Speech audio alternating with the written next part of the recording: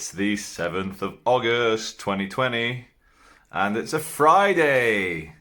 Who remembers that Rebecca Black song? It's Friday, Friday, gotta get down on Friday. Looking forward to the weekend. Anyway, welcome to the Charlie Veitch channel, coming at you from the ancient Egyptian picture. And I play with my 1-year-old son. I say, Daddy, Mummy, and Isaac. And he goes crazy. But anyway, so my last video, nice mix of burning monks, Santa Clauses, Russian cosmonauts getting depressed. And some orc reported it to YouTube and it got flagged. You can't have ultra famous Nobel Prize winning photography of a burning monk. Was it Cambodia? Was it Vietnam? Who knows? But my God, talk about believing in what you're doing. If that was me, so I'm going to make a statement, set fire to myself. As soon as I feel the heat, I changed my mind. So I would be a terrible suicide, whatever way it was going. I'd change my mind halfway through and then regret it. Like those guys jumping off the Golden Gate Bridge. So, yeah, one thing I've just realized on my website, charlieveitch.com, please register, please donate, please buy a premium subscription if you can. It all helps me out. It's all free if you want to be cheap. And there's nothing wrong with being cheap from time to time. If you're poor, if you're struggling, you gotta be cheap. You know something that wound me up a great deal as a YouTube partner, as a creator? Everyone creates a poo every day. I don't know what's the excitement about the word creator. It's one of these modern words, creator. Everyone's a creator, even God's a creator. So what really bugs me is the amount of money I've earned. Not, it's still small compared to the big channels, but the amount of tens of thousands of dollars I've earned through YouTube advertising for YouTube over the last 10 years. And then a few years ago, they launched YouTube Premium. And, you'd think that for their employees, for their creators, they'd make it free, but they don't. So $10 a month, no thanks. I'll let those bastard TikTok adverts, Wish.com adverts, the gambling adverts. Anyway, the reason why I'm mentioning all this is on my network, charlieveitch.com, which is a Facebook, Twitter, Instagram, YouTube, all rolled into one. And it's a free speech network where you will never get banned for normal sharing of opinions.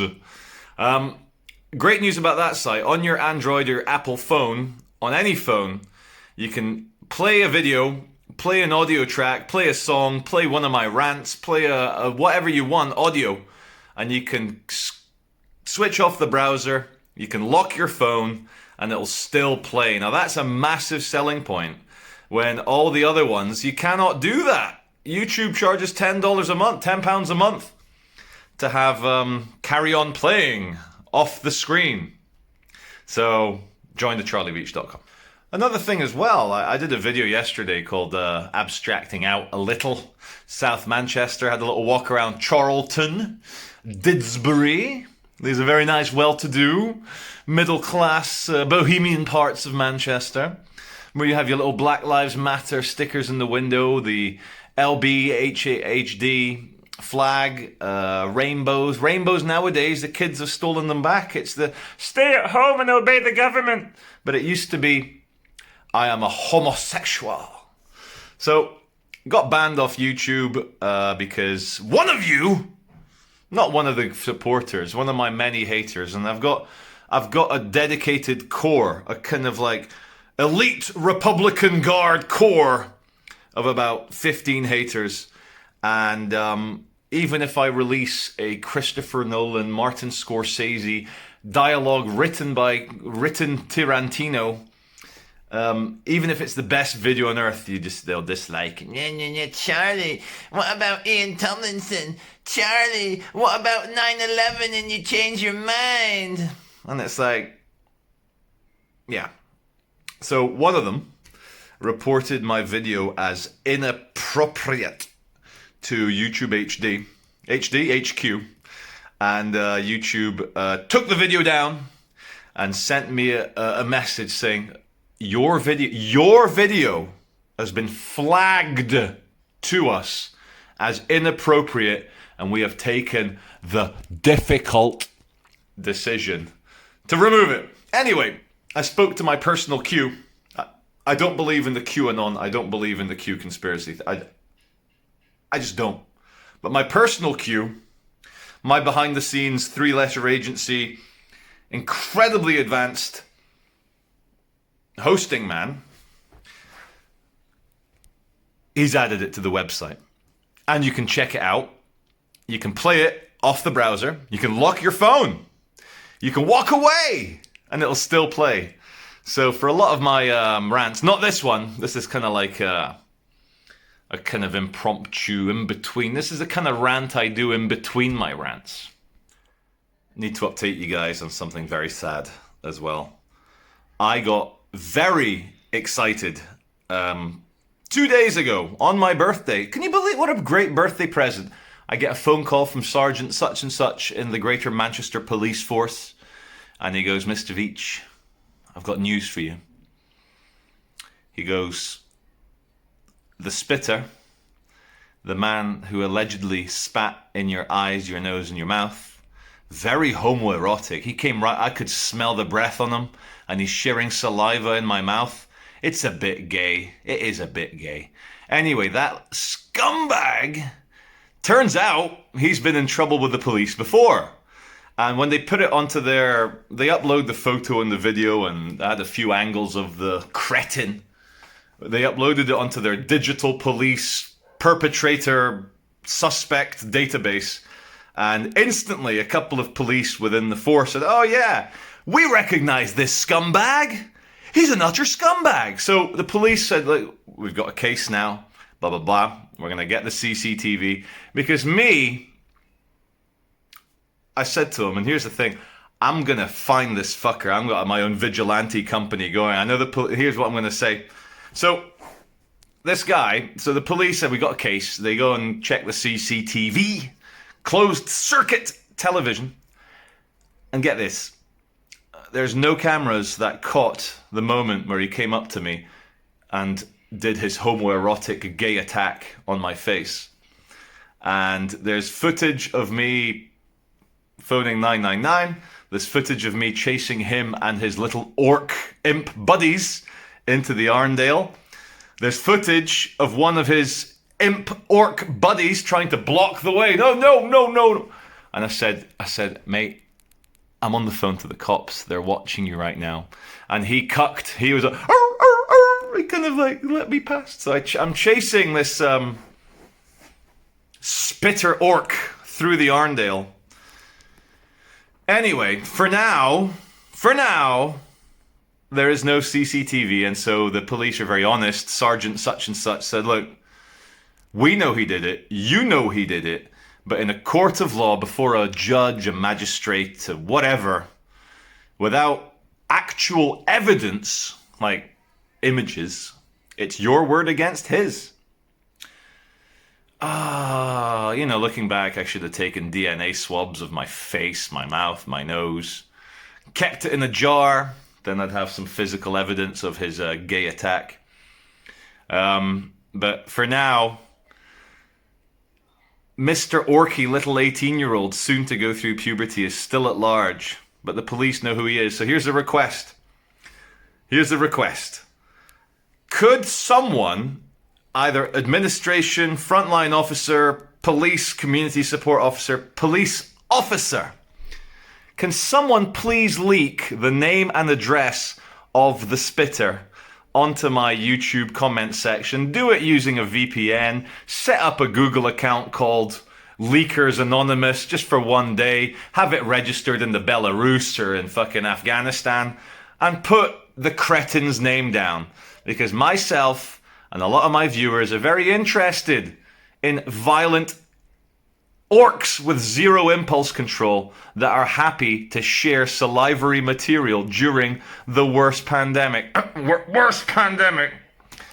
in the history of pandemics. I'm going to take a pause now. Speaking of the pandemic, I've been put back under full quarantine here in Manchester. I'm allowed to go to the supermarket.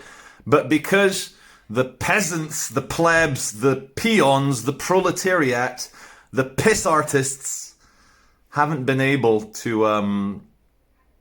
I'm being ironic. The government says that we, the peasants, haven't followed guidance closely enough.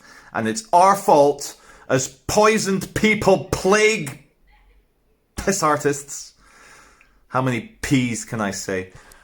So as poisoned people, piss artists, plague carriers, they've had to put all of Greater Manchester, it's a region of about 3 million people, back into full quarantine. And get this, for my 40th birthday last week, my parents had booked 2 days at a hotel here in Salford to celebrate with me, to hug the baby Isaac, who they hardly know, to see little Maya, who is now 6, and Leo, who's going to be 8. It was going to be a beautiful Veitch family affair. And then Matt Hancock decides that certain parts of the Greater Manchester community have been bad. And so they have to put everyone in Greater Manchester into lockdown. So my parents had to cancel their hotel. I had to phone the hotel at 9:45 that Wednesday when it happened. And the hotel was like, whoa. I said, turn on the news.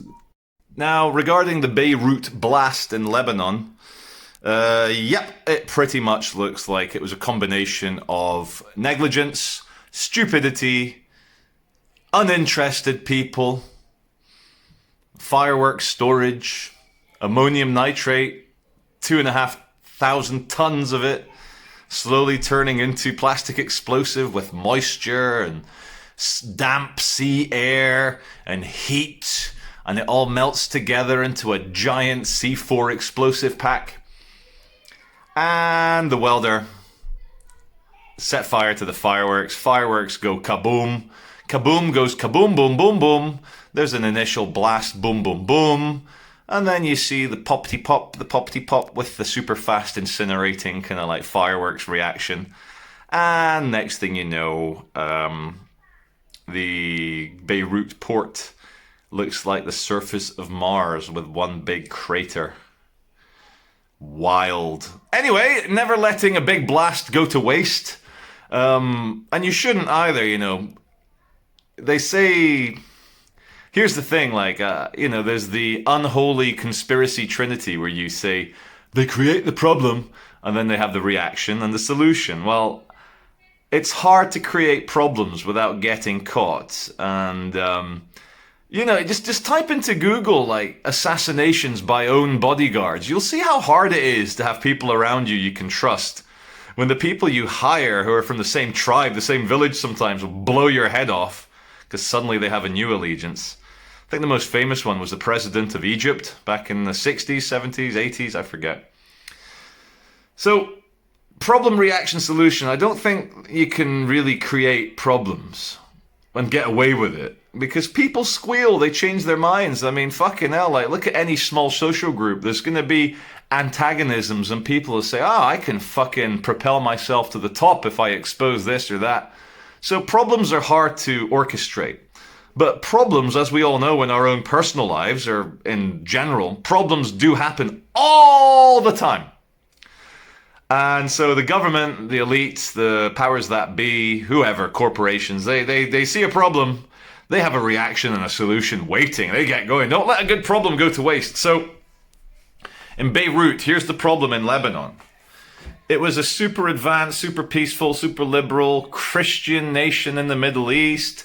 Lovely people. They had their cedar tree flag, all very nice pine trees, cedar trees, very nice, all very beautiful Middle East. And then the 1980s happened. And Islamists and Hezbollah and hardline Islamist people. And let's not forget, Islam's had a civil war since fucking 1,350 years ago. Sunni versus Shia. They can't get enough of killing each other. But anyway, can you hear the neighbors? So the hardline Muslims in the 80s caused trouble. America got involved, I guess, to help the Christians. And then Hezbollah blew up 330 US Marine troops in the Beirut bombing. They drove a cement mixer, I think it was 85 or 88, 1988, 1985.